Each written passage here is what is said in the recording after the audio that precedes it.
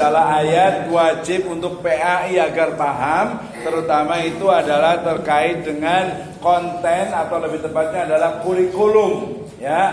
Kurikulum pendidikan agama Islam selalu merujuk ke surat Luqman tersebut, ya. Luqman itu setelah dilakukan penelitian, dia masuk ke dalam Al-Quran, disebut sebagai Al-Hakim gitu ya. Ternyata berdasarkan penelitian adalah seorang yang tinggalnya itu di wilayah Afrika, ya. Kemudian dia itu berkulit hitam, kemudian rambutnya keriting dan bibirnya itu tebal, ya. Jadi kayak orang seperti orang Afrika sekarang ini.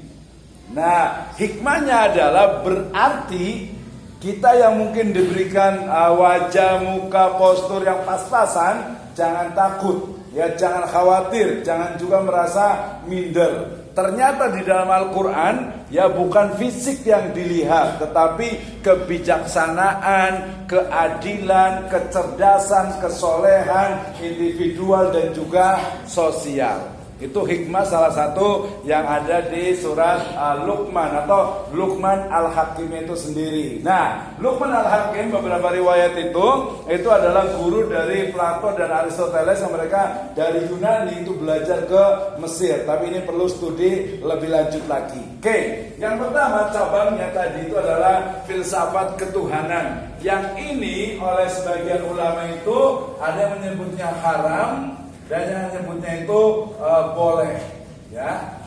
Jadi kenapa? Karena dalam Islam yang namanya Tuhan itu sudah ada dan sudah ditemukan, ya. Isyhadu atau syahidallahu annahu la ilaha illa huwa atau hu, ya. Nah, artinya apa? Filsafat ketuhanan ini hanya berlaku untuk orang-orang yang belum beriman. Kenapa? Karena mereka itu mencari Tuhan. Ya, Tuhan ada nggak sih? Ya, nah nanti kisahnya itu adalah kisah dari Nabi Ibrahim. Ya, kisah tentang filsafat Tuhan itu adalah kisah dari Nabi Ibrahim. Ya, di mana Nabi Ibrahim itu ketika melihat bintang, oh ini hada Robbi. Ketika melihat lagi bulan yang lebih besar, hada Robbi. Ketika melihat matahari yang lebih besar lagi, hada Robbi. Tapi kemudian ternyata matahari juga tenggelam, kemudian bulan juga tiba-tiba tidak ada, bintang juga hilang. Kemudian mengatakan apa? Ini wajjahtu wajhiya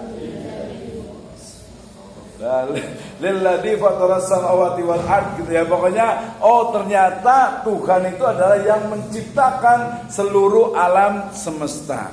Nah, kalau orang Yunani di filsafat ketuhanan termasuk juga hari ini, mereka itu masih mencari. Sampai-sampai banyak riset itu membuktikan Tuhan itu ada tidak sih? Ya. Nah, kalau kita sudah tidak lagi bicara tentang ini, ya. Jadi tidak bisa lagi bicara tentang filsafat ketuhanan. Para ulama beberapa menyebutkan belajar filsafat. Nanti makanya kalau ada bilang, kan belajar filsafat nggak boleh. Iya, tidak boleh kalau yang dipelajari itu adalah filsafat ketuhanan. Masih mencari-cari Tuhan. Tuhan itu ada nggak sih? Jujur nih, saya yakin kalau yang masih muda mungkin nggak terlalu berpikir. Tapi lama-lama saya yakin akan berpikir, Tuhan ada nggak sih? Allah ada nggak sih? Coba saya mau tanya nih, nggak usah malu, nggak usah ini. Ada nggak yang pernah mikir, Allah itu ada nggak sih? Atau mungkin malaikat ada nggak sih? Nanti siksa kubur ada nggak sih? Surga itu ada nggak sih? Neraka itu ada nggak sih?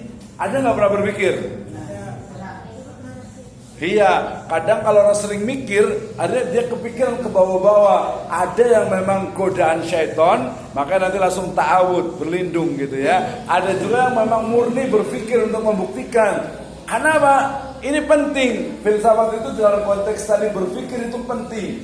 Jangan sampai misalnya yang akhwat pakai hijab, pakai jilbab cuman mungkin ada yang masih awalnya itu ada ikut-ikutan, ada cuman kewajiban, ada yang sesuatu yang kayaknya berat ya, nggak enak banget. Nah, karena belum memahami, ternyata memang ini adalah bentuk ketaatan kepada Allah Subhanahu wa taala. Ya, oke, yang pertama adalah tadi filsafat ini ketuhanan. Yang B adalah filsafat alam. Ya, nanti yang saya ada filsafat langsung ke pengetahuan. Oke ya, ini adalah filsafat alam. Berangkatnya juga dari sini. Ketika orang Yunani yang dipikirkan itu sebenarnya sudah bukan Tuhan lagi, paling hanya ada beberapa orang yang mereka itu mikir, kemudian mereka menemukan namanya itu adalah prima causa. Prima causa. Prima causa menurut Plato dan Aristoteles itu adalah sesuatu yang menjadi asal dari segalanya. Ya, sesuatu yang menjadi asal, menjadi pokok, menjadi istilahnya itu sumber dari segalanya. Walaupun dia tidak menyebut Tuhan. Ya, karena memang nggak ada nabi, nggak ada rasul, Islam juga Nabi SAW juga belum lahir, sehingga ya wajar mereka masih mencari-cari sampai sekarang. Banyaklah, misalnya ada tokoh-tokoh berapa yang kita di Indonesia ini yang mereka percaya Tuhan, tapi nggak mau nyembah Allah Subhanahu Wa Taala. Banyak juga percaya sih Tuhan itu ada, tapi kalau mau ibadah kayaknya kalau milih agama mikir-mikir. Maka nanti ada ke depan sekarang ini juga ada aliran namanya percaya Tuhan tapi tidak beragama. Gimana tuh? Yang muda-muda harus bisa membantahnya. Mereka percaya Tuhan tapi nggak mau beragama. Di Singapura misalnya, di Indonesia sebenarnya sudah ada juga yang disebut dengan kelompok ateis itu makin meningkat. Ateis itu zaman sekarang tidak, teis itu teo Tuhan, tidak percaya Tuhan. Tapi kalau sekarang sebenarnya ateis sekarang mereka percaya ada Tuhan tapi tidak mau beragama. Biasa kadang itu nggak mau repot, ya nggak mau ribet, karena tadi beragama itu seolah-olah itu ribet, susah. Sholat 5 waktu, puasa, apalagi aturannya banyak, ya. Kemarin saya ngajar yang di semester 3 ya. Semester 3 itu katanya tinggal di pesantren, ya. Mau keluar dari pesantren karena di pesantren itu aturannya banyak sekali. Memang manusia ya begitu ya. Ketika sudah bertahun-tahun di pesantren, banyak aturan dan sebagainya, nggak betah, pengen keluar. Ternyata bukan cuma yang akhwat, yang laki-laki juga, yang ikhwan juga lebih parah juga gitu ya. Nggak betah dengan tinggal di pesantren ya. Nah tadi konteksnya adalah nggak mau orang-orang ateis itu, mereka percaya adanya Tuhan tapi tidak mau beragama, nggak mau capek, nggak mau banyak aturan. Ya, oke. Ya, tadi adalah apa? Tapi dia percaya cuma percaya doang adanya prima causa. Ya, ini adalah filsafat ketuhanan. Nah, kemudian yang kedua, ini ada namanya filsafat alam yang juga dipikirkan oleh filosof dari Yunani itu. Ya, mulai dari ada Plato, ada Thales gitu ya, Thales gitu ya. Thales, ada Anaximenes dan sebagainya, pokoknya banyak lah. Gak usah paling punya filosof Yunani. Oke. Ketuhanan akhirnya mereka hanya 1-2 orang yang mencoba untuk mencari Tuhan karena mereka sudah terlanjur percaya dengan adanya dewa-dewa. Ya, dewa-dewi itu banyak sekali ya di Yunani sana. Oke ya. Kemudian yang kedua tadi adalah filsafat alam. Jadi ketika di siang hari mereka itu mikir. Yang kemarin coba Anda bayangkan semuanya, silakan. Coba bayangkan semuanya, kita itu tinggal ya di zamannya siapa ya? Yang tahu tuh zamannya siapa ya? Satu zaman di mana belum ada teknologi. Ya, misalnya tinggal di sebuah tengah-tengah gurun pasir, nggak tahu agama Islam, nggak tahu pembangunan, tidak ada teknologi. Jelas? Kemudian ya karena dia mikir, jadi nggak seperti manusia biasa aja, nggak aneh gitu ya. Ketika dia melihat, ternyata pagi-pagi itu ada benda menyala gitu ya dari timur, ada matahari terbit dari timur, kemudian ke atas sampai sore, ya sampai mau malam itu tenggelam. Yang terpikir kira-kira ini matahari siapa yang bawa ya?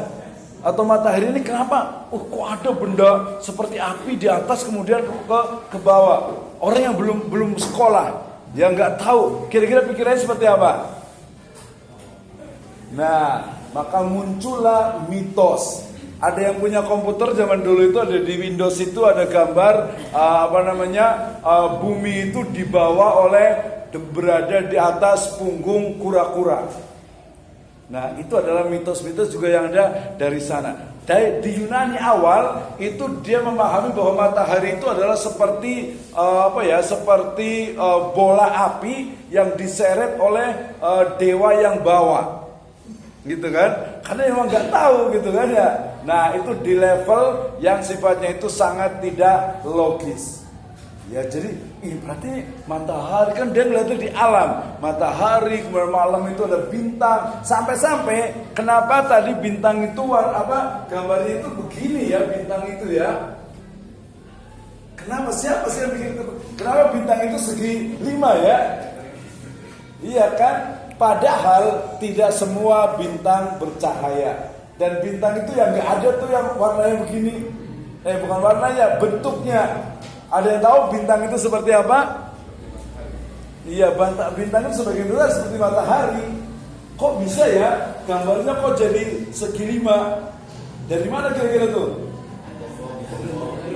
Kayak pandangan mata juga nggak segitu. Masa pandangan mata itu langsung segi 5 gitu atau segi 5 kali ya?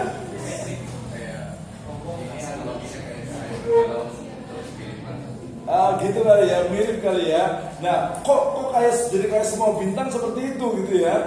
Oke, jadi ini adalah filsafat alam. Melihat matahari, anggap itu seperti bola api yang dibawa-bawa, ditarik sama dewa. Melihat bintang kemudian seperti benda yang segi 5. Ketika melihat pelangi, kira-kira mitos pelangi itu seperti apa? Iya, jadi pelangi itu adalah kayak tangga ya untuk atau selendang bidadari untuk turun gitu ya. Nah, bidadarinya di atasnya napas nggak tuh ya? Kan nggak ada udara di atas. Nah, itu adalah filsafat alam yang mencari tentang sebuah fenomena di alam ini. Kemudian ini berarti yang benar itu seperti apa? Yang benar ini pelangi itu dia sebabnya itu apa kira-kira? Ya. Nah, sehingga kemudian muncullah berbagai mitos, termasuk juga misalnya ya ada banyak sekali mitos di dunia ini yang misalnya ada orang badannya itu kuda, kepalanya manusia. Apa namanya itu? Sagittarius kali ya. Ya, ada nggak ya? Termasuk juga mungkin ini Putri Duyung. Nah, kira-kira Putri Duyung itu ada nggak sih ya? Ya, saya berkali-kali melihat di video itu. Sampai yang terbaru itu Putri Duyung menurut Al-Quran, gitu ya. Ada nggak kira-kira nih? Nah, jadi dia melihat, kemudian termasuk apalagi kalau ilmu pengetahuannya itu yang sudah ketinggalan zaman.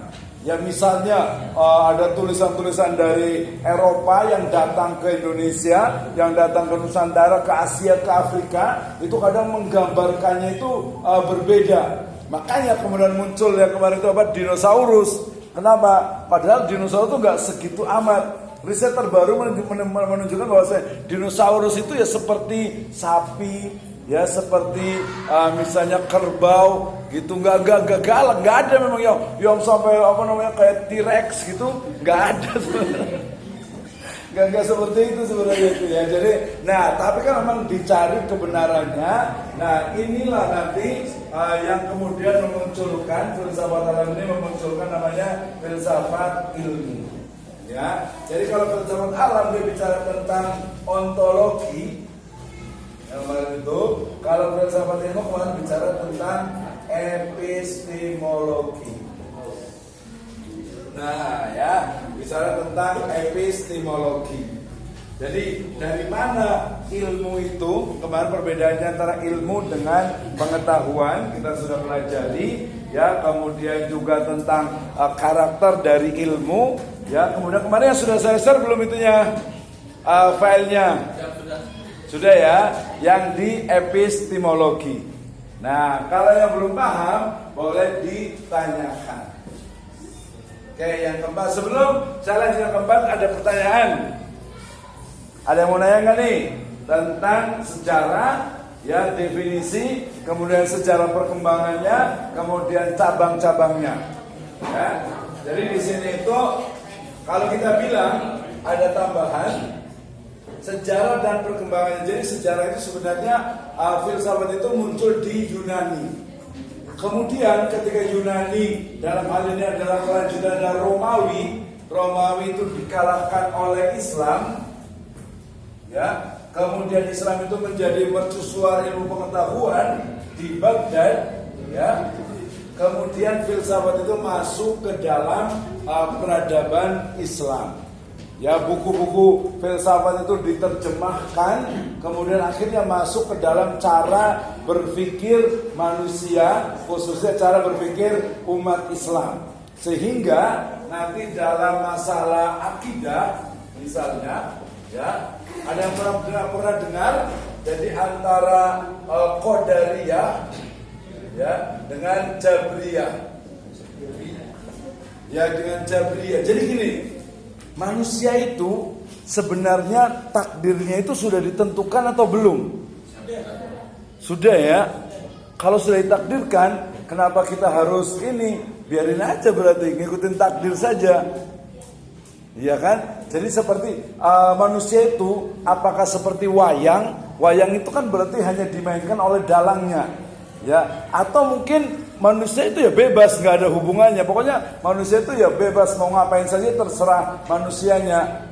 Nah, itu termasuk juga berfilsafat, cara berpikir tentang manusia, gitu ya. Jadi pikirnya itu memang betul-betul serius. Ya, oke, ada pertanyaan? Silakan.